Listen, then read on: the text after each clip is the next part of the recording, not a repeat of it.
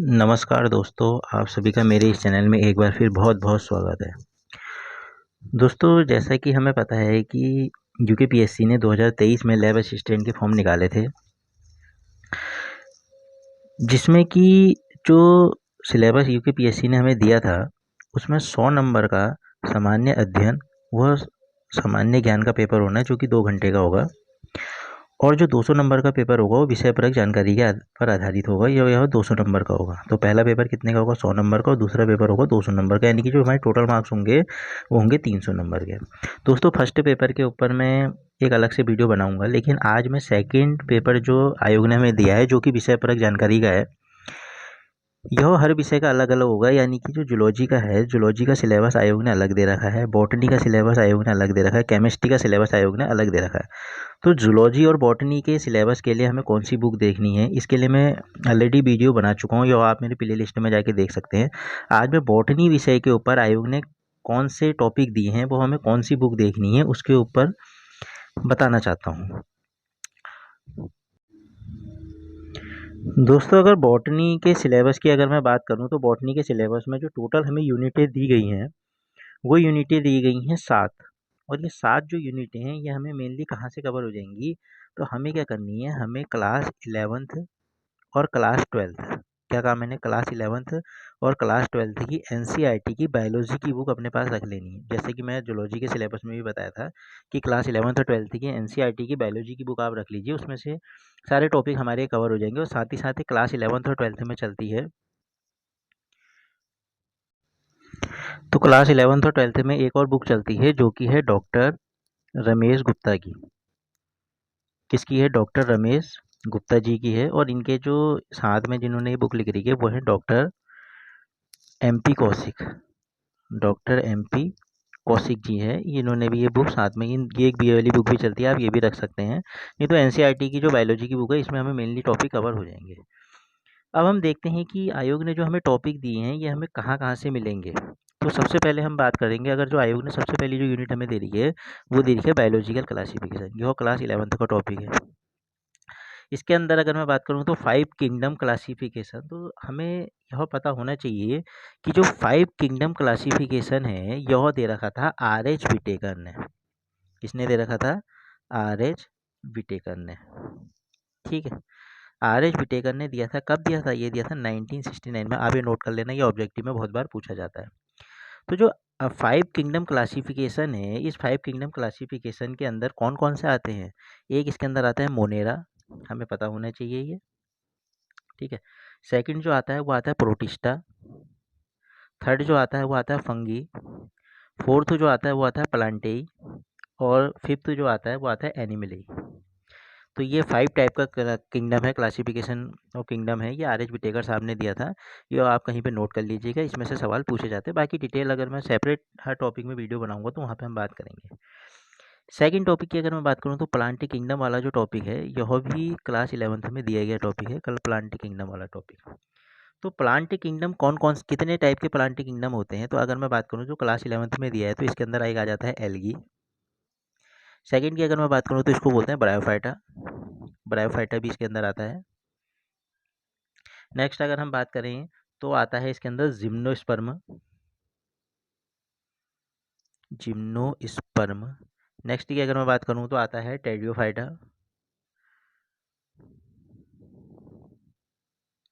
और लास्ट अगर मैं बात करूँ, तो आता है एंजियोस्पर्म। एंजियोस्पर्म। दोस्तों, हमें क्या करना है, हमें इनके एक एक एग्जाम्पल कम से कम आप याद कर लीजिएगा।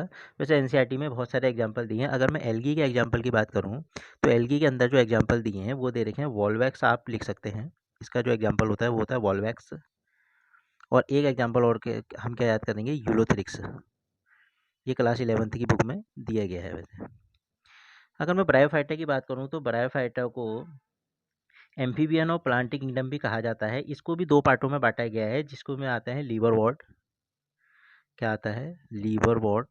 और साथ ही साथ कौन आता है? मॉसेस। ये 2 पार्ट इसके अंदर हैं। अगर मैं लीवरवॉर्ट के एग्जांपल की बात करूं, तो इसमें आता है मर्चेंटिया। मर्चेंटिया, ये इसका एग्जांपल होता है। और अगर मैं मॉस के एग्जांपल की बात करूं, तो इसका एग्जांपल है फ्यूनेरिया। आप इन सबों को नोट कर लेना, ये पेपर में पूछे जाते हैं। आगे अगर मैं बात करूँ तो जो थर्ड हमारा दे रखा है वो दे रखा है जिम्नोस्पर्म।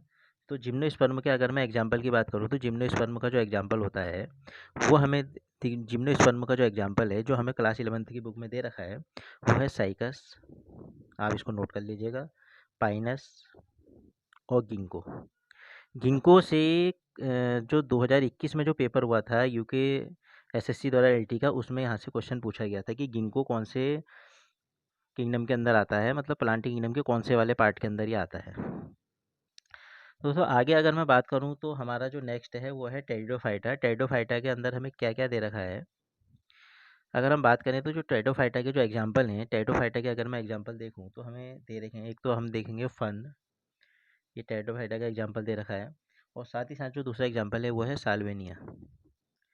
साल्वेनिया ये टेरिडोफाइटा के एग्जांपल दे रखे हैं। अगर मैं एंजियोस्पर्म की बात करूं तो एंजियोस्पर्म में दोस्तों सबसे बड़ा प्लांटिंग किंगडम के अंदर सबसे बड़ा माना जाता है। इसके अंदर जितने भी फ्लावरिंग प्लांट आते हैं सब इसी के अंदर आते हैं। मेनली इनको दो पार्टों में डाला जाता है, एक होता है मोनोकॉट और एक होता है डाइकॉट, ये आपको याद होना चाहिए। अब मोनोकॉट और डाइकॉट को हम पहचानते कैसे हैं, तो अगर मैं बात आपसे करूं तो जो मोनोकॉट होता है, मोनोकॉट और डाइकॉट, अगर मैं मोनोकॉट लीफ की बात करूं तो दोस्तों जो इस टाइप से लीफ होती हैं, आपने अपने चारों तरफ बहुत सारे प्लांटे देखे होंगे, तो ये जो पैरेलल लीफ जो लीफ पाई जाती हैं, इस टाइप से जो पैरेलल अगर लीफ होंगी तो मोनोकॉट के अंदर आती हैं। और इस टाइप की जो लीफ है आपने देखी होंगी अपने चारों तरफ, जिसमें वेन से कुछ इस टाइप से निकली हुई होती हैं, इसको डाइकॉट लीफ के अंदर बोलते हैं। ये भी आप नोट कर लीजिएगा। आगे अगर हम बढ़ें तो जो हमें नेक्स्ट आयोग ने दे रखा है वो दे रखा है क्लासिफिकेशन एंड कैरेक्टर। ये तो अभी मैंने आपको बता ही दिया। Morphology, root, stem, leaves, inflorescence, ये फ्लोरल के बारे में दे रखा है कि फ्लावर का इन्फ्लोरेसेंस क्या होता है। यहाँ पे फ्लोरल फार्मूले भी हैं, क्लास 11th में दे रखे हैं sir. Fruit and semi technical description of flowering plant, anatomy, tissue system, monocot, dicot, dicotyledon, secondary growth and reproduction in flowering plant. ये पूरा क्लास 11th का ही टॉपिक है, ये पूरा क्लास 11th में दिया गया है। नेक्स्ट टॉपिक की अगर मैं बात करूं तो जो सेल वाला जो टॉपिक है, ये जो सेल वाला टॉपिक जो हमें आयोग ने दे रखा है, ये जो है ये भी क्लास 11th का ही टॉपिक है। ये क्लास 11th की एनसीईआरटी के में पूछा गया है। दोस्तों अगर सेल की बात करूं तो सेल के अंदर सेल थ्योरी हम पढ़ेंगे। यहाँ पे प्रोकैरियोटिक, यूकैरियोटिक सेल है, बायोमोलिक्यूल्स है, primary and secondary, metabolic enzymes हैं, प्रोटीन, न्यूक्लिक एसिड है। न्यूक्लिक एसिड हमें पता होना चाहिए कौन कौन होते हैं, डीएनए होता है, और साथ ही साथ कौन होता है, आरएनए होता है, ये हमें पता होना चाहिए। उसके बाद अगर हम बात करें तो पॉलीसैकेराइड्स आते हैं, सेल साइकिल आती है। सेल साइकिल की अगर मैं बात करूँ तो दोस्तों जो सेल साइकिल होती है, सेल साइकिल से भी बहुत बार क्वेश्चन पूछा जाता है।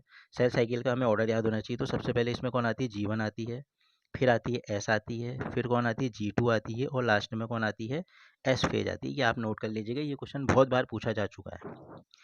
नेक्स्ट टॉपिक की अगर हम बात करें तो जो हमें दे रखा है प्लांट माइटोसिस एंड मियोसिस दे रखा है, ये क्लास 11th में। डिवीजन हो गया, प्लांट ग्रोथ एंड डेवलपमेंट हो गया, प्लेस ऑफ ग्रोथ हो गया, फेजेज ऑफ ग्रोथ हो गया, कंडीशन फॉर ग्रोथ हो गया, development process in plant, plant growth regulator, photoperiodism and vernalization. ये वर्निलाइजेशन से भी क्लास पिछले साल 2021 में है, मतलब पिछले से पिछले साल 2021 में एलटी में क्वेश्चन पूछा गया था। ऐसे ये पूरी यूनिट मैंने अभी जैसा आपको बता दिया, ये जो है वो क्लास 11th की ही यूनिट है। तो थोड़ा सा अगर मैं आगे चलूँ तो फिजियोलॉजी की जो अगर हम बात करें तो फिजियोलॉजी के अंदर क्या दे रखा है, uptake and transport of minerals, nutrition in plant, means of transport, plant to water relation, transpiration, phloem transport, uptake of mineral ion, essential mineral element, mechanism of absorption of element, translocation of solute, soil reservoir, essential element, metabolic और metabolism of nitrogen, light reaction, dark reaction. हमें पता है light reaction कहाँ होती है, stroma में होती है। लाइट डार्क रिएक्शन कहाँ होती है, ग्रेनम में होती है, ग्रेनम में होती है। Electron transport cycle, non cyclic, photophosphorylation, photo respiration, ये यूनिट भी जो है हमें दोस्तों हमारी क्लास 11th की ही यूनिट है। नेक्स्ट अगर हम बात करें तो photosynthesis and respiration, factor affecting photosynthesis, pigment involve in photosynthesis, respiration, glycolysis हो गया, फर्मेंटेशन हो गया, रेस्पिरेटरी बैलेंस सीट हो गई, एम्फो एम्फीबायोटिक की पाथवे हो गया, एरोबिक रेस्पिरेशन इन प्लांट हो गया, यह भी क्लास 11th का ही टॉपिक है। तो अगर मैं बात करूँ तो ग्लाइकोलाइसिस वाला जो टॉपिक है हमारा, ये भी बहुत बार परीक्षा में पूछा गया है। जो टॉपिक बहुत बार पूछे जा रहे हैं मैं आपको बता देता हूँ। ग्लाइकोलाइसिस से भी लगातार 2018 में भी जो पेपर हुआ था वहाँ से पूछा गया था ग्लाइकोलाइसिस। अगर ग्लाइकोलाइसिस की मैं बात करूँ, ये लगभग हर पेपर में पूछा जाता है, चाहे एलटी का हो, चाहे लैब असिस्टेंट का हो, किसी भी हो। तो ग्लाइकोलाइसिस की अगर मैं बात करूँ, तो जो ग्लाइकोलाइसिस की जो प्रोसेस होती है, ग्लाइकोलाइसिस की जो प्रोसेस होती है, यह प्लांट में जो होती है, ये पाई जाती है साइटोसोल एंड प्लास्टिड में। और अगर मैं ह्यूमन की बात करूँ तो ह्यूमन में यह पाई जाएगी साइटोप्लाज्म में। ये आप कहीं पे नोट कर लीजिएगा, पेपर में पूछा जाता है। ग्लाइकोलाइसिस की प्रोसेस में क्या होता है, ग्लूकोज से पायरूवेट की फॉर्म होती है। ये जब मैं सेपरेट वीडियो बनाऊंगा तो वहाँ पे डिटेल में इनसे बात करूंगा, लेकिन फिलहाल मैं आपको हल्का सा हिंट दे देता हूँ, आप इनको नोट कर लीजिएगा, परीक्षा में पूछे जाने वाले सवाल हैं लगातार। दोस्तों अगर मैं आगे बात करूँ तो pathway in aerobic respiration plant, ये यूनिट भी हो गई हमारी। अगर नेक्स्ट अगर हम बात करें तो इकोलॉजी, इकोलॉजी की जो टर्म है, ये जो यूनिट है, ये क्लास 12th की यूनिट है, ये क्लास 12th में दी गई है। इकोलॉजी से अगर जो वर्ड हमारा क्वेश्चन बनता है वो ये आता है कि इकोलॉजी जो वर्ड है वो किसने कॉइंट किया था, किसने इसको डिस्कवर किया था। तो यहाँ पे हम लिख देंगे अर्नेस्ट हैकल। ये खोज कॉइंट किया गया था अर्नेस्ट हैकल द्वारा, आप इसको नोट कर लीजिएगा।